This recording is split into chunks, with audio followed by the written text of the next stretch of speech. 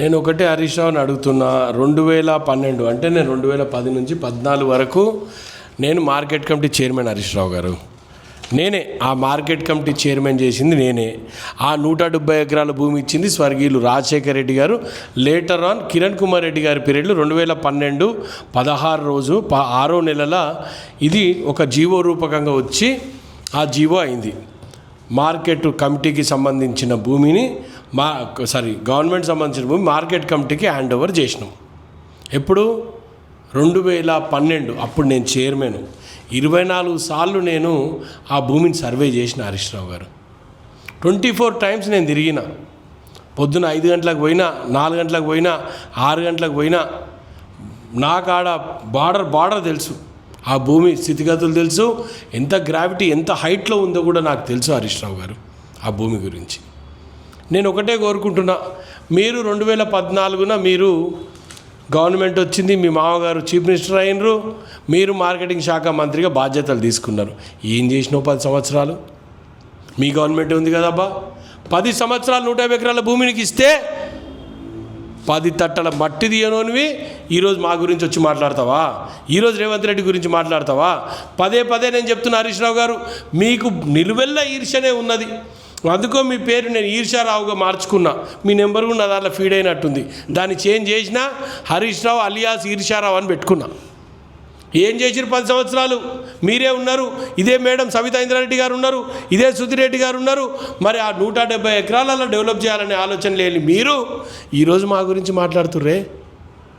మేము ఏదో చేద్దాం, 2 సంవత్సరాల నుంచి కష్టపడుకుంటా డిపిఆర్లు ప్రిపేర్ చేసి ఇంకా దానికి అనుసంధానంగా ఇంకో 200 ఎకరాలు మార్కెట్కి సంబంధించిన భూమిని తీసుకొని అక్కడ లాజిస్టిక్ పార్క్ ఏర్పాటు చేసి రైతులకు ఇబ్బంది కావద్దని మేము ప్రయత్నం చేస్తుంటే మీరు ఈ విధంగా వచ్చి ప్రజల్ని తప్పుదోవ పట్టించే ప్రయత్నం చేస్తున్నారే. మీకు కొంచెమన్నా ఆలోచన ఉండాలి. సుధీర్ రెడ్డి గారు అంటారు, చంద్రశేఖర్ రావు గారు ఈ ల్యాండ్ అలాట్ చేసిన ఎట్లా అనుబుద్ధి అవుతుంది సుధీర్ రెడ్డి గారు? మీరు వైఎస్ రాజశేఖర రెడ్డి గారు అనుచరులు అండి, చెప్పుకుంటారు మీరు. మరి నిజంగా అనుచరులు అయితే దీని మీద స్పష్టత ఇవ్వాలి. నిజంగా మీరు రాజశేఖర రెడ్డి గారు అనుచరులు అయితే మీ వ్యాఖ్యలపైన స్పష్టత ఇవ్వాలి. 170 ఎకరాల భూమి స్వర్గీయులు రాజశేఖర రెడ్డి గారు ముందుకు తీసుకొచ్చిన భూమా, లేక ఈరోజు చంద్రశేఖరరావు గారు ఇచ్చిన భూమి అనే దాని మీద మీరు క్లారిటీ ఇవ్వాల్సిన అవసరం ఉంది. నేనైతే రుజువుతో బయట పెట్టిన 2012 సంవత్సరం గతంలో సీఎం కిరణ్ కుమార్ రెడ్డి గారు ఉన్నప్పుడు ఈ ఆర్డర్ వచ్చిన మాట వాస్తవమా కాదా అనేది సుధీర్ రెడ్డి గారు, సబితా ఇంద్రారెడ్డి లోకల్ రంగారెడ్డి జిల్లా మంత్రిగా ఉన్న తను ఆన్సర్ ఇవ్వాల్సిన అవసరం ఉన్నది. ముఖ్యంగా టీజీఐఏసీకి కేటాయించడంలో ఉద్దేశం ఏముంటుంది? దానికి ఎందుకు కేటాయించాల్సిన అవసరం? టీజీఐఏసీకి కూడా భూములు ఇవ్వాల్సిన అవసరం ఉన్నది. టీజీఐఏసీకి భూములు ఇస్తే లాజిస్టిక్స్ డెవలప్ అవుతాయి, కోల్డ్ స్టోరేజ్లు వస్తాయి, గోడౌన్స్ వస్తాయి. ఇవన్నీ కూడా అనుసంధానమై దాంట్లకు రైతులకు ఉపయోగపడే విధంగా ఆ సెంటర్ నడపొచ్చు. వాళ్ళకి ఇబ్బంది కావద్దు.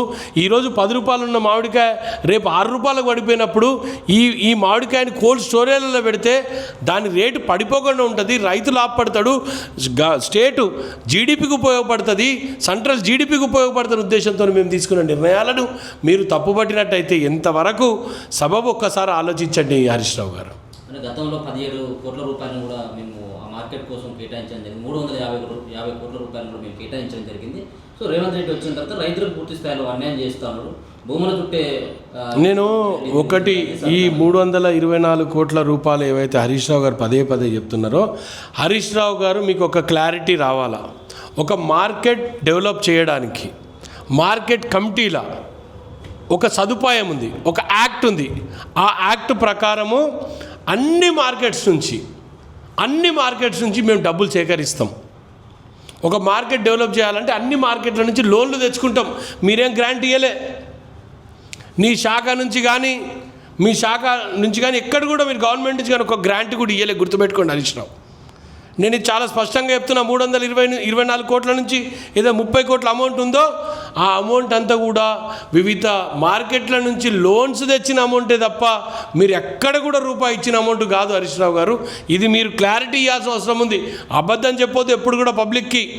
324 కోట్ల రూపాయలు ఏదైతే వచ్చినాయో అవన్నీ కూడా వివిధ మార్కెట్ల నుంచి మనము అప్పుగా ఈ మార్కెట్ తెచ్చుకొని డెవలప్ చేద్దామనే యాక్ట్లో ఉన్న సదుపాయాన్ని వినియోగించుకున్న market Gaddiannaram fruit market Harish Rao గారు. గుర్తుపెట్టుకోండి మీరు అది. సో మరి మీరు కొన్ని ఆర్టిఫిషియల్ సంబంధించినటువంటి మార్కెట్ కూడా ఒకటి చూపెట్టడం జరిగింది, అక్కడ ఉన్నటువంటి గాలికి ధూళికి పడ్డటువంటి ఏంటిది అసలు అది?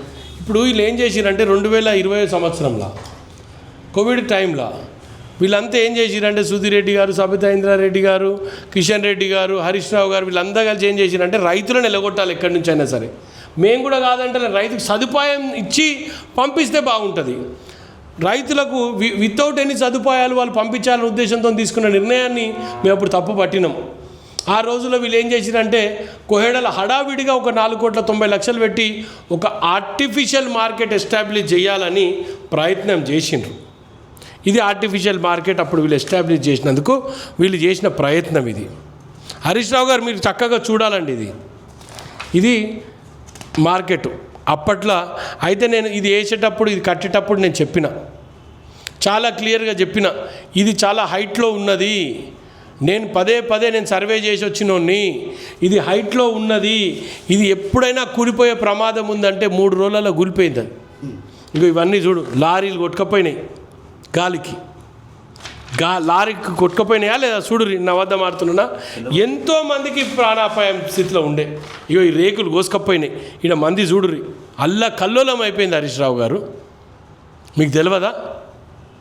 దాన్ని పర్మనెంట్ స్ట్రక్చర్ చేస్తేనే బాగుంటుంది.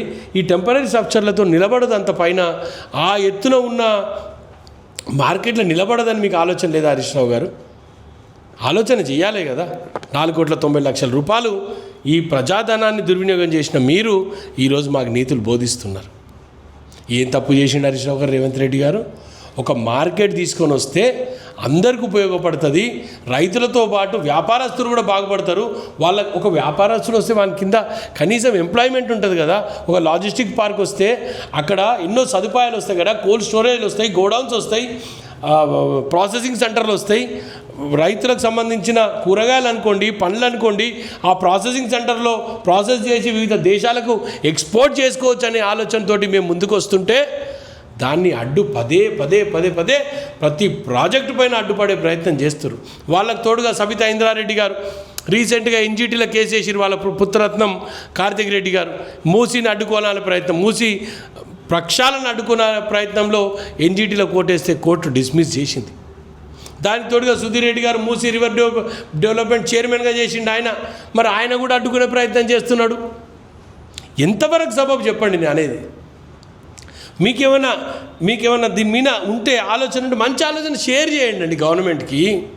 ఈ విధంగా చేస్తే గవర్నమెంట్కి మంచిగా ఉంటుంది, ప్రజలకు కూడా ఇబ్బంది కాకుండా ఉంటుందని మీరు చెప్పాల్సిన అవసరం ఉంది తప్ప పొద్దున్న లేస్తే ఈర్ష్య పెట్టుకొని దాన్ని ఎట్లా ముందుకు తీసుకుపోతారు అనుకుంటున్నారు మీరు? ఏది ఆగదు. మీరు ఆగినంత మాత్రం ఆగే ప్రభుత్వం కాదు రేవంత్ రెడ్డి గారి ప్రభుత్వం. ప్రతి విషయంలో క్లారిటీగా ఉన్నాం. నిన్న బాసర గుడి కట్టినాం, మొన్న మూసీ రివర్బెంట్ కాడ శంకరుని గుడి కడుతున్నాం. దానికి తోడుగా అదే రోడ్ల అదే మూసీ రివర్బెడ్ మీద మస్జిద్ కడతాం, అదే మూసీ రివర్బెడ్ ఆనుకొని చర్చ్ కడతాం, గురుద్వార్ కడతాం, అన్ని మతాలకు సంబంధించిన గుళ్ళు కట్టుకుంటూ పోతాం. దానికి తోడుగా మార్కెట్ కూడా నిర్మించి తీరుతాం.